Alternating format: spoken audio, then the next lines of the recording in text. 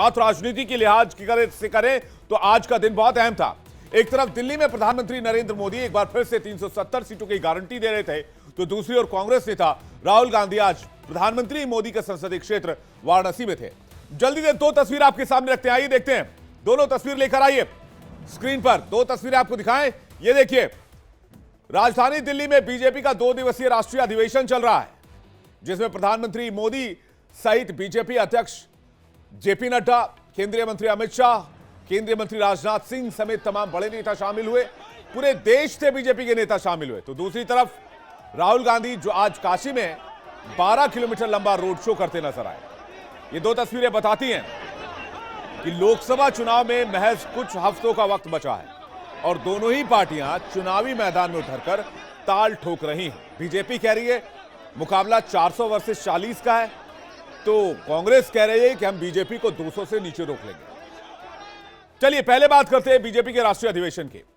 BJP के राष्ट्रीय अधिवेशन में इन 2 दिनों के भीतर देश भर से करीब 12,000 लोग कार्यक्रम में पहुंच रहे हैं। मैं खुद इस कार्यक्रम को कवर करने के लिए आज वहां मौजूद था, इसलिए आपके सामने डिटेल एनालिसिस रखने जाऊंगा और आंखों देखी बात आपको बताऊंगा। लेकिन उससे पहले एक तस्वीर दिखाते हैं जब पूरा भारत मंडपम मोदी है तो मुमकिन है के नारों से गूंज उठा, जिसके बाद प्रधानमंत्री ने खड़े होकर सबका अभिवादन किया।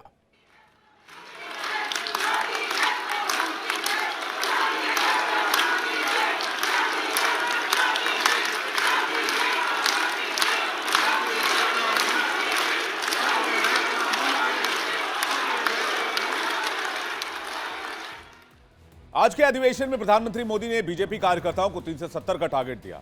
अभी 370 का टारगेट क्या है, इसे मैं आपको डिटेल से समझाता हूं। प्रधानमंत्री ने कार्यकर्ताओं से कहा कि बीजेपी को 370 और एनडीए को 400 पार पहुंचाने का लक्ष्य सिर्फ एक नंबर नहीं है। अगर बीजेपी 370 का लक्ष्य पूरा करती है तो ये डॉक्टर श्यामा प्रसाद मुखर्जी के लिए सच्ची श्रद्धांजलि होगी। पीएम ने यह भी कहा कि हर बूथ पर बीजेपी के कार्यकर्ता अगले 100 दिन तक पिछली बार मिले वोटों से 370 वोट ज्यादा बढ़ाएं। यानी पीएम ने 370 सीट के साथ 370 वोट को जोड़ने के टारगेट को कार्यकर्ताओं के सामने रख दिया है। लेकिन प्रधानमंत्री ने सिर्फ टारगेट नहीं दिया, बल्कि उसे पूरा करने का तरीका भी बताया। पीएम ने कहा कि जो फर्स्ट टाइम वोटर हैं उन्हें बीजेपी के पक्ष में वोट डालने के लिए प्रेरित करें, उन्हें बीजेपी के कामों के बारे में बताएं। दूसरी बात, महिलाओं को सिर्फ वोटर ना समझें, बल्कि माताओं बहनों का आशीर्वाद प्राप्त करें।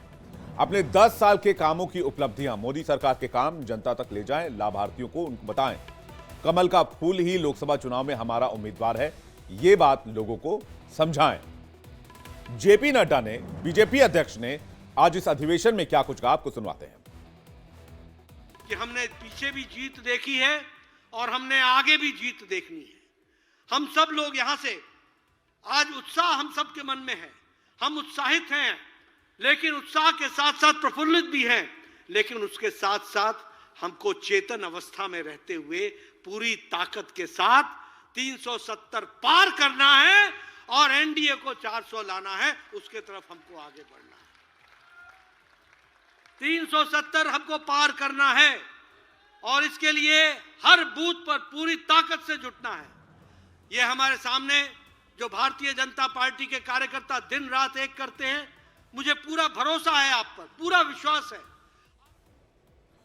यानी बीजेपी एक्शन मोड में है, लेकिन सवाल यह भी है कि आखिर 370 सीटों का लक्ष्य पूरा कैसे होगा। साल 2019 लोकसभा चुनाव में बीजेपी ने 303 सीटें हासिल की थी, यानी यहां से आगे जाने के लिए बीजेपी को 67 सीटें और चाहिए। इसके साथ ही 133 सीटों पर बीजेपी को हार का सामना करना पड़ा था, लेकिन इस बार का टारगेट 370 सीटों का है, जिसके लिए पिछली बार से 67 सीटें ज्यादा जीतनी होंगी। अब इन्हीं 67 सीटों को जीतने का टारगेट बीजेपी लेकर चल रही है, जिसके लिए बीजेपी ने बीते 2 लोकसभा चुनाव का विश्लेषण, कमजोर सीटों की पहचान और हर बूथ पर 370 वोट बढ़ाने का टारगेट सेट कर लिया है। इसके अलावा बीजेपी राज्यवार सीटों को बढ़ाने के मिशन पर भी काम कर रही है।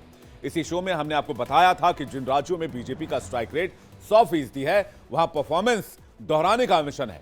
ऐसे राज्य जहां बीजेपी के पास कम सीटें हैं, वहां सीटों को बढ़ाने का टारगेट है। लेकिन मिशन 370 को पूरा करने में सबसे बड़ी भागीदारी होने वाली है यूपी की।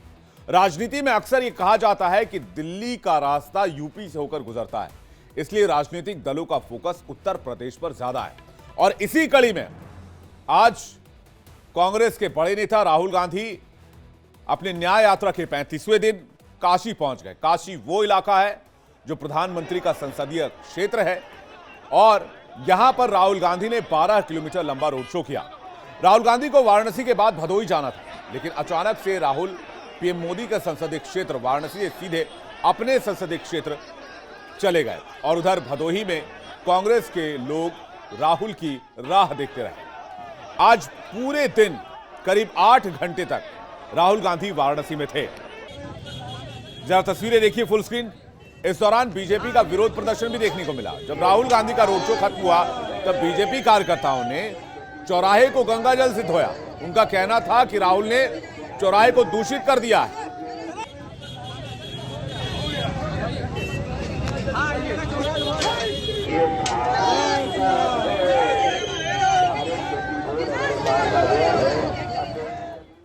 वहीं बीजेपी के विरोध प्रदर्शन से इतर राहुल की यात्रा में प्रियंका के शामिल न होने पर भी कई तरह के सवाल खड़े किए जा रहे हैं। सवाल क्या है मैं आपको बताता हूं। राहुल गांधी यूपी में न्याय यात्रा लेकर पहुंचे तो स्वागत प्रियंका गांधी को करना था। कांग्रेस ने बताया कि प्रियंका चंदौली में यात्रा का स्वागत करेंगी, जिसके बाद राहुल प्रियंका साथ साथ वाराणसी में रहेंगे। लेकिन आखिरी वक्त में प्रियंका का आना कैंसिल हो गया। प्रियंका की ओर से कहा गया कि उन्हें बीमारी की वजह से अस्पताल में भर्ती होना पड़ा है, यानी लास्ट टाइम यह कार्यक्रम कैंसिल करना पड़ा प्रियंका गांधी का अंतिम वक्त पर, जिसकी वजह से वो भारत जोड़ो न्याय यात्रा में शामिल नहीं हो पाई। लेकिन बीजेपी का कहना है कि दोनों भाई बहन के बीच अनबन है और आपसी मतभेद की वजह से प्रियंका यात्रा में नहीं पहुंची हैं। इन कयासों को बल तब और मिलता है जब 2 दिन पहले सोनिया गांधी के नामांकन के दौरान जयपुर में प्रियंका मौजूद थी। लेकिन अब लोग पूछ रहे हैं कि आखिर इन 2 दिन में ऐसा क्या हो गया जिसे प्रियंका गांधी को अस्पताल में भर्ती होना पड़ा, वो भी ऐसे वक्त में जब राहुल की यात्रा यूपी पहुंच रही है। और कहा यह भी जा रहा है कि प्रियंका रायबरेली से चुनाव भी लड़ सकती हैं। BJP IT cell head Amit Malviya ने एक्स पर पोस्ट किया और सवाल उठाया। उन्होंने लिखा कि सबको अपने स्वास्थ्य का ख्याल रखना चाहिए। जब यात्रा 2.0 शुरू हुई तब प्रियंका नदारद थी। जब यात्रा यूपी में पहुंची तब भी प्रियंका नहीं आई। भाई बहन के बीच ना पटने वाली खाई सबको पता है, बीजेपी का एलिगेशन। अब प्रियंका गांधी के शामिल ना होने से बीजेपी के पास कांग्रेस को घेरने का मौका तो मिल गया, वहीं दूसरी तरफ बीजेपी का पूरा फोकस यूपी की सभी 80 सीटों पर कमल खिलाने का है। साल 2014 के चुनाव में बीजेपी को 80 में से 71 सीटें मिली थी और वोट प्रतिशत 42.3 था। लेकिन 2019 के चुनाव में ये सीटें घटकर 62 हो गई। हालांकि वोट प्रतिशत बढ़कर 50 हो गया। वहीं इस बार 80 सीटों का टारगेट है और उसे पूरा करने के लिए कम से कम 60% वोट बीजेपी को लाने होंगे, हासिल करने होंगे। और इस बार का यूपी का समीकरण बताता है कि बीजेपी इस मिशन में कामयाब हो सकती है, उस नंबर तक पहुंच सकती है। दरअसल साल 2019 के चुनाव में राम मंदिर नहीं बना था, लेकिन इस बार यह मंदिर बन चुका है। साफ है कि बीजेपी को इसका फायदा मिलेगा। जाट नेता जयंत चौधरी तब समाजवादी पार्टी के साथ थे, आज बीजेपी के पाले में है। मायावती तब समाजवादी पार्टी के साथ थी, आज गठबंधन का हिस्सा नहीं है। एक अंतर यह भी है कि कांग्रेस तब अकेले चुनावी मैदान में थी, लेकिन इस बार समाजवादी पार्टी के साथ है। लेकिन समाजवादी पार्टी ने उससे ज्यादा सीटें नहीं दी हैं। आज राहुल गांधी जब काशी में थे तो काशी से ही उन्होंने बीजेपी को निशाने पर लिया। ऐसे में आपको बता दें कि राहुल गांधी के वहां पहुंचने से प्रधानमंत्री की इस सीट पर कांग्रेस के लिए कितना नफा नुकसान होगा, राहुल गांधी का दौरा कितना फ्रूटफुल होगा, यह देखने वाली बात होगी। हालांकि जो लोकल सोर्सेस हैं जिन्होंने मुझे जानकारी दी, जो गदौलिया चौराहे पर राहुल गांधी गए थे और वहां पर जो सभा की, उसमें बहुत ज्यादा लोग नहीं आए थे।